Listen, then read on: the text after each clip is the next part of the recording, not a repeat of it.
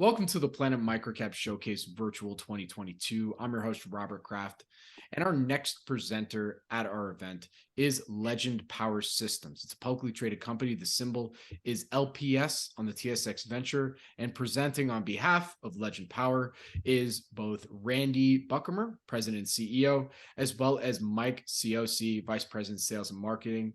Randy, Mike, the floor is yours. Thank you very much. We're both really excited to share today what we feel is a really great story. And the story is obviously about Legend Power. And on a most basic premise, what we do is we analyze where and how electricity harms business performance, adversely affects buildings, and we help companies optimize their power and get the results they're looking for. And we are part of the solution to achieve business goals, ESG goals, decarbonization goals, climate goals, etc. So that's where we're on a most basic premise fit in. I'd like to just point to the forward-looking statements sheet that we have. Obviously not going to go through it, but if you can just take note of it, it protects all of us to understand that there is a disclosure that future-looking and forward-looking statements, etc., are something that you can't count on from the company's point of view. Our capital structure is pretty straightforward. What I would point out is that we have a great group of insiders that are participating and supporting the organization. It's showing 16%, but actually when you look at about another handful of people, 5 or 6 people, it easily doubles. So we've got a very committed group that's been in for quite some time. We also have adequate cash and working capital to run the business and achieve our business goals. On the next slide, there's always the question of why you should invest. And I think there's a few things that Legend brings to the party that are very, very interesting. A quote that I wanted to share with you today to put in perspective the huge opportunity. It was given to me today, and it was from the National Association of Energy Service Companies for a December 12th seminar. And the topic of the seminar is the impact of governmental and regulatory directives on energy auditing. And the quote is, this is the interesting part of this seminar, is that America needs to decarbonize over 7,000 buildings every day for the next 28 years. To reach our 2050 climate goals. And as we know, with the Inflation Reduction Act, etc., that the federal government is investing hundreds of billions in clean and energy efficient dollars. So it's a huge market, it's a huge opportunity, and we're pleased to be part of it. The problem's getting worse. Mike and I will talk to you a bit later about wind and solar, how it destabilizes the electrical grid and increases the problematics that people have. We have a unique solution, no direct competitor, patented technology, and we just have introduced this year our new Gen 3 of our product, which is really exciting, and it brings a lot of new offerings and feature sets. And we've introduced a new category, and we have spent a lot of money and several years building the active power management title. And it has recently, and we'll be talking about it, recognized by both federal and local governments as a category. And the market is growing. It's growing significantly. We're getting channel acceptance. We've, as I said, millions of dollars in several years building the brand, building relationships with key decision makers, influencers, and we believe that we are right at the point where we can really break out as an organization, and the investments we've made to date have made a huge difference. And as I touched on earlier, buildings are having challenges because of poor power. The way that electricity is delivered by the grid and it's delivered to a building's door, it's yours to deal with. That's the end of the utilities engagement. So what does that mean? It means that buildings and infrastructure are getting older. Companies are struggling and trying to get their conservation measures met. And the renewable generation is increasing, as I mentioned earlier, causing significant challenges. Mike, you want to tell us a little bit more about that? Yeah, absolutely. I just want to take a few minutes and go a little bit deeper into spend a few minutes going a little bit deeper into the problem. Again, how we uniquely solve it and what's the value to our customers and what kind of amazing progress we're making on that. So as Randy mentioned, if we look at the problems of electricity coming into buildings have been causing problems for those buildings for quite some time, whether it's elevator outages, HVAC outages, life and safety systems. At the end of the day, the problem is real. It's getting worse, and there's been very limited solutions in the marketplace for people to be able to do that. So if we look at the basics of it, at the end of the day, all the utilities provide the power within the set specifications. It's basically a 10% range. And as long as they're in the 10% range most of the time, they're fine. But the problem is that as you get to the outer edges of that band, it starts to plague HVAC systems, life and safety systems, elevators, lights, controllers, the things that make buildings usable. When you look at the traditional look at that, that's what they look at. They look at power quality. Are you staying within that 10%? But every piece of equipment has a nameplate rating. And that nameplate rating is the design specification. That's where it operates most efficiently, most reliably for the longest period of time. Very few buildings get that power naturally. So that's what the SmartGATE active power management platform does, is we in turn take that power that's coming in from the electric grid and we make it optimal to be able to make sure that everything is as energy efficient, as long lasting, and as reliable as possible. And when you look at the problem kind of the next level down, as Randy mentioned, we all know that there's a proliferation of wind and solar on the grid. And if you look at kind of where we are today and kind of start to measure out the problem, what we typically find is about 80% of buildings are negatively impacted to some level. We have a scoring system. They come out to about a 7.2, and they receive an average of about 38 significant fluctuations that any one of those can cause havoc with any of their systems, which is a problem today. But as we mentioned, that as we deploy more wind and solar on the grid, the inertia on the grid goes down. As the inertia on the grid goes down, the stability gets worse. So what that means is as we get closer to that 2030 goal of having 35% wind and solar, the problem is going to get much bigger, and it's going to increase in severity. When we are able to zoom into the areas that we're doing business today, we can see that the score drops to about a 4.7. 70% of the buildings fall into the critical range. In addition to that, those 38 events, any one of which can cause problems for building, skyrocket to more than 400. So when we talk about the problem that we solve, again, it's getting much bigger and it's getting much worse as we go. So again, one of the things that makes us very unique is we're able to quantify that problem. We have a scoring system where we're able to use a customer's data. We actually hook up equipment for a couple of weeks. We measure that, and we come back and we show them where do the buildings fall. But what that also allows us to be able to do is to take their energy data and their financial performance and merge them together. So what that allows us to be able to visualize what's the difference where they have good power, and they have good power as related to their KPIs, whether it's energy density, energy spend, greenhouse gas emissions, maintenance repair costs, budget overruns. We can take that problem that's plagued them for years that they haven't been able to do anything about, and we can surface it. We can show them what it is and what's the value in fixing it. But more importantly than just showing them that they have a problem, what we're actually able to do is we're able to fix it. So again, we start with the insights where we can gather the information and shows exactly what's happening. And then the actual SmartGATE can be deployed to increase the energy efficiency, increase the reliability of the systems, increase the lifetime of the systems. At the same point in time, they're saving money all along the way. And for those that are in the public, that are in the private sector, where they depend on revenues to drive the valuations of buildings, what we're doing is we're increasing the net operating income for these facilities, which increases the value of those buildings. So at the end of the day, it's comes together in a very powerful, pun intended, way for our customers. So what we're able to do is after we install, we can actually go through and measure that out. We can prove that out. So we can see here what we're looking at is a real building where the customer was anticipating a 20% degradation in life expectancy. That means that $500,000 chiller that they're planning on lasting 20 years isn't going to last 20, it's going to last 15. That's going to create a capital asset problem.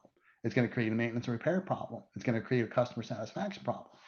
So in addition to the fact they're wasting energy along the way, we can actually visualize and show them that their power is all over the place and it's nowhere near the ideal operational level that the nameplate rating of their equipment requires. So what we can simply do is after we install the equipment and turn it on, it's a dramatically different story. Their power goes from a 5.2 or critical to a 9.1, which is good. Their risk of equipment failure drops off to low single digits, and they're saving all kinds of energy and greenhouse gas emissions.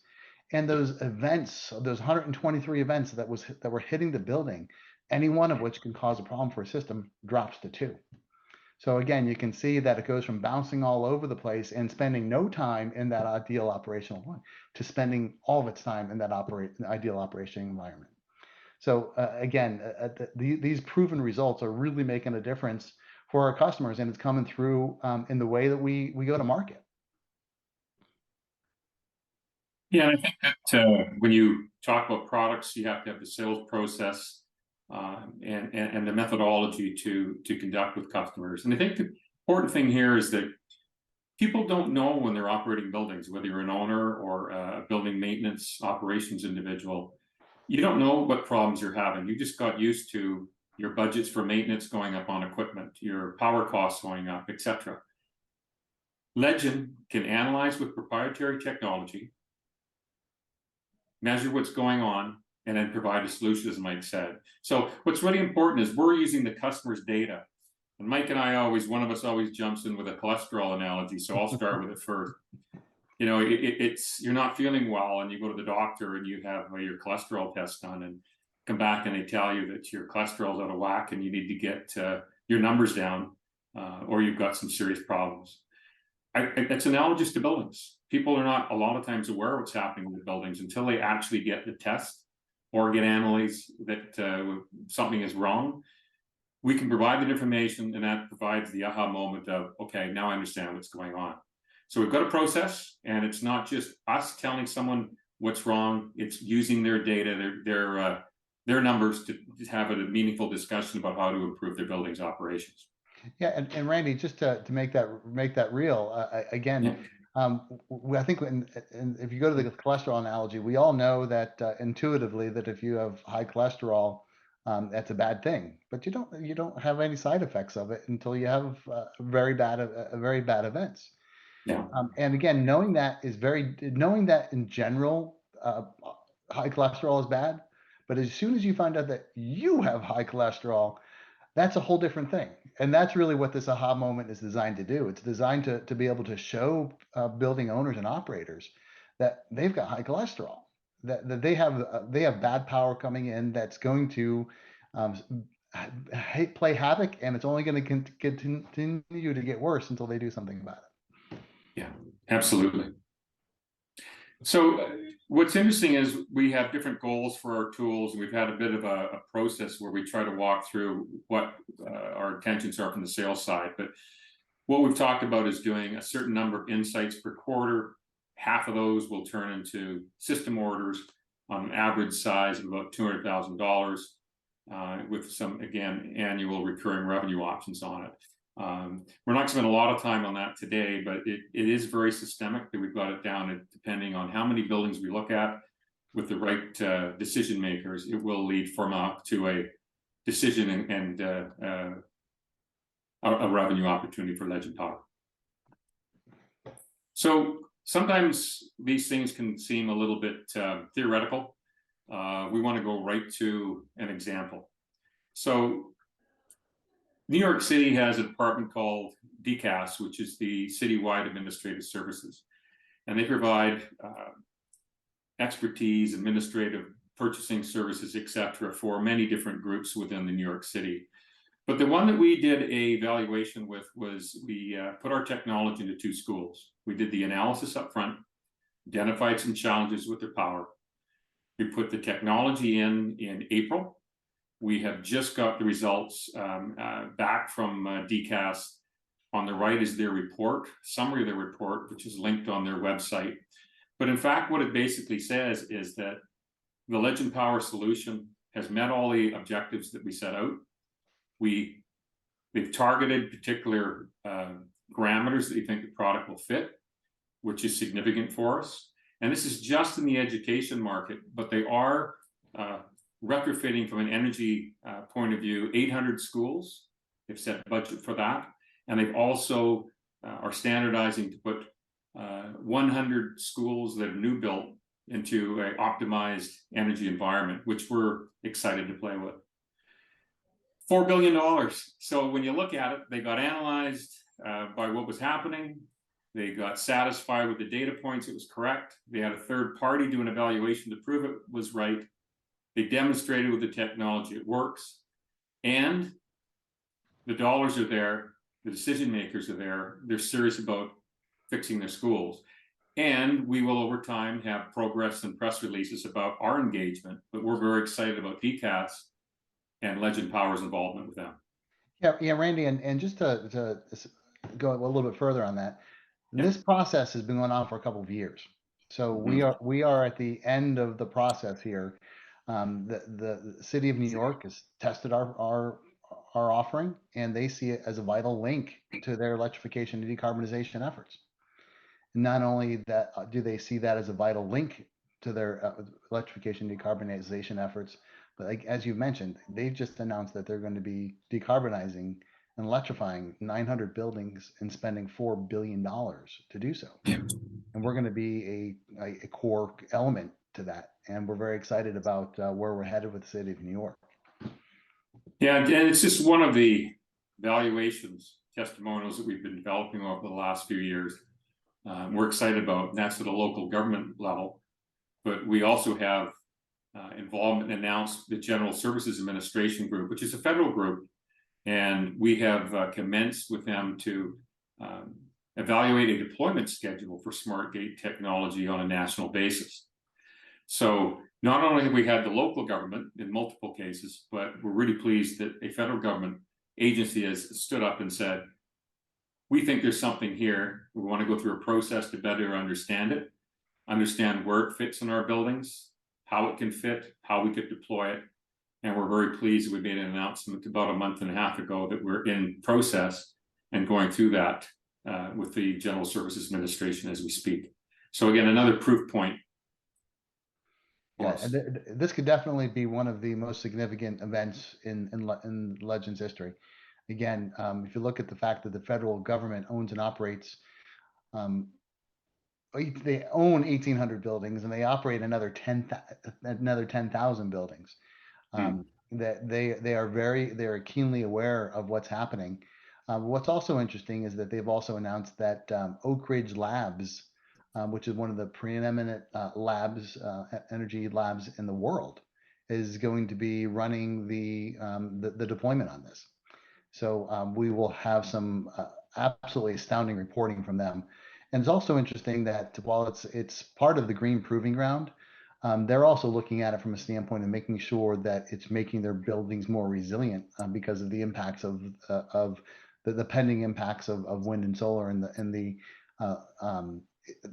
grid volatility that's going to come up with that. So that's also in scope as well. So it's a super exciting program to be part of. Yeah.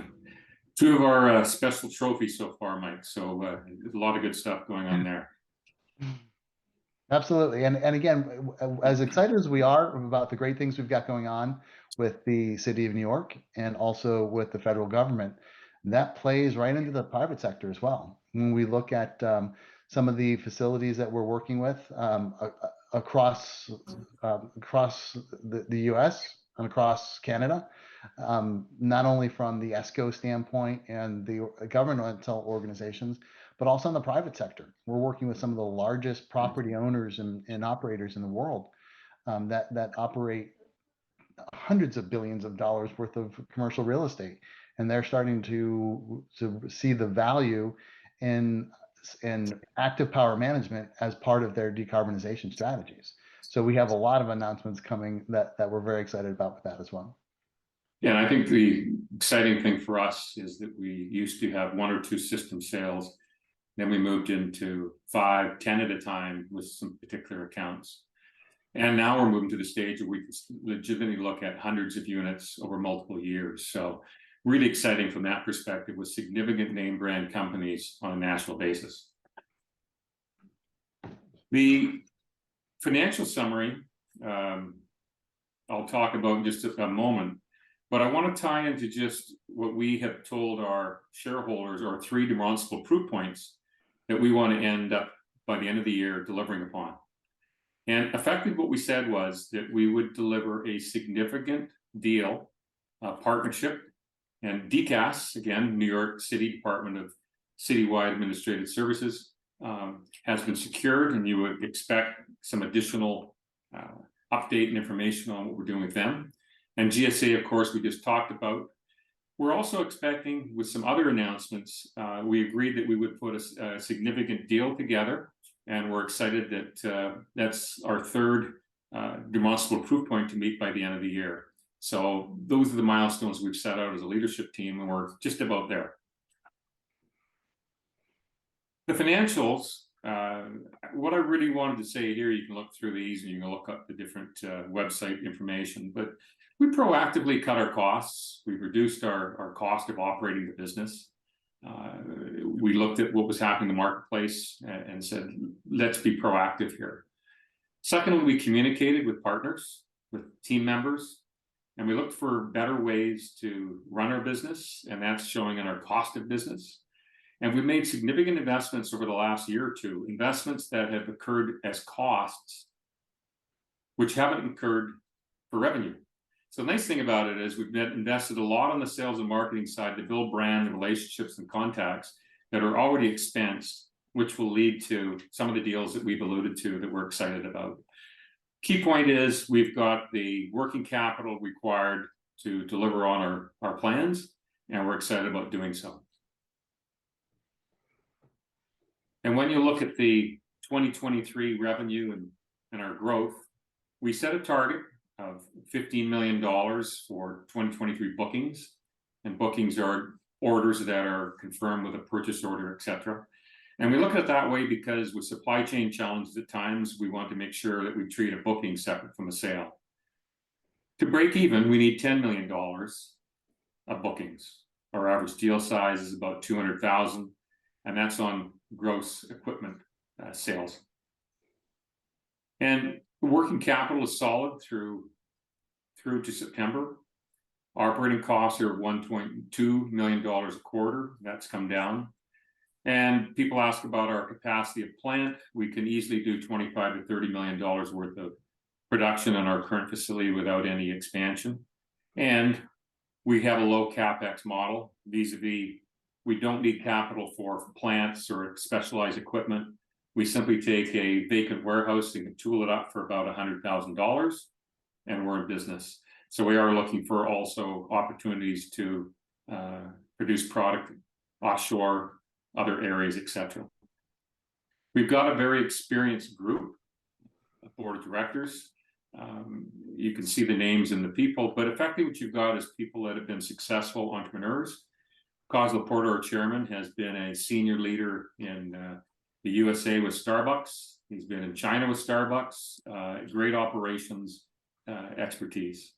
We've got Michael Atkinson, we've got Jonathan Lansky, who are finance and marketing people with a lot of experience in the public markets, and Dave Giebert, who brings not only public market experience, but an accounting designation and leads our audit team. So we've got the team, and we believe we've got the team internally. We appreciate this time to give you a brief overview of Legend Power. But in summary, we think the time is now. We've got the ingredients, the climate out there. Every day you will be reading about something about ESG or carbonization or electrical rates, etc., storms, and Legend will be part of that solution as we grow. And we look forward to updating you on a periodic basis. And we invite you to contact us if you have additional information.